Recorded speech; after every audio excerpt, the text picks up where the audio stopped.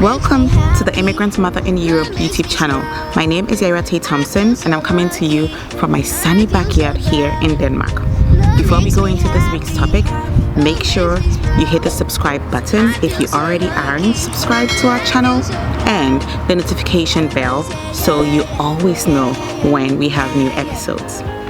This week, we're going to be talking about back to school season. A lot of parents are wondering what to do with their kids once summer is over and it's time for school to begin. Since December 2019, we have been in the middle of a crazy pandemic known as COVID-19. No one is a stranger to it at this point. 8 months in, and we are looking at numbers of north of 19.8 million confirmed cases, 12.7 million recovered cases, 730,000 deaths, and 6.3 million active cases currently. But what are you going to do about your kids, really, when it's time to go to school? Are you going to be at home panicking about what's going on with them in school? Or are you going to be at work in throes of panic as to what's going to happen, what you're going to see when you pick up your kid at the end of the day? You have options. Your kids can either go back to school or you can homeschool them. Now, when we talk about homeschooling, there are a lot of resources online that you can find. So I'm not going to bore you with that option, but just so you know, you have that option.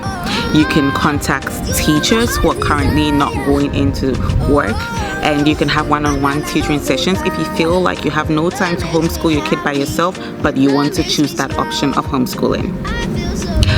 Now, if you're obliged for your kid to go back to school, there are a few precautions that you can take to make sure that you still feel comfortable with them going out of the house every day without panicking and breaking down at work or being unable to focus at work because you're really worried about your children. The first thing you can do is to have a conversation with the school administration or the teachers just to calm your mind. You do also have to insist on personal hygiene with your kids. Now, I have 2 little boys, and what I have tried to do with them is that they know they have to cough into their arms, and that they do because we tell them to do that all the time and because they also see us doing it all the time. They know to wash their hands before and after meals. They know to wash their hands when they come in the house and right before they go out of the house. They know to always use a hand sanitizer whenever they go into a store or whenever they're coming out of a store.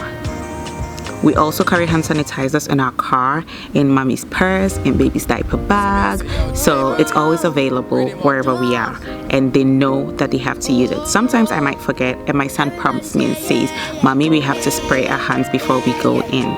So that's a good habit for them to pick up. Like I mentioned before about personal hygiene, frequent hand washing is also really important.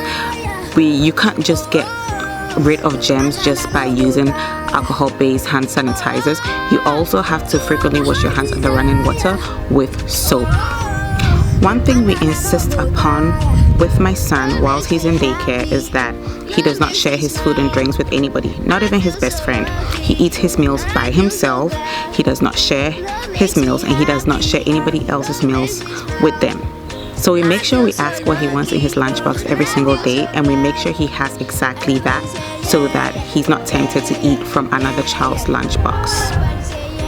Remember to talk to your children about keeping considerable distance between themselves and other children. We, in collaboration with our son's school, have an agreement that the children play in small groups. So each group is made up of 4 children, and it's the same 4 children they play with all the time consistently. So he knows he just sticks with that small group and he plays with just that small group, and that way we are not depriving him of having any social contact, but then we are also limiting his exposure to other children. Now, I don't really recommend the use of masks for children because children are reliable. They're going to forget it. They're going to take it off and pull it down onto their neck and pull it back up, which we know is not the right way to use it. They're going to take it off at the playground and put the same mask back on. And some masks are just adult size and do not fit children in the first place. So it makes no sense for you to force your children to have masks on to school. But if you ensure on personal hygiene, just trust in your child that once you give them that toolkit, they're going to use it, just like my son does.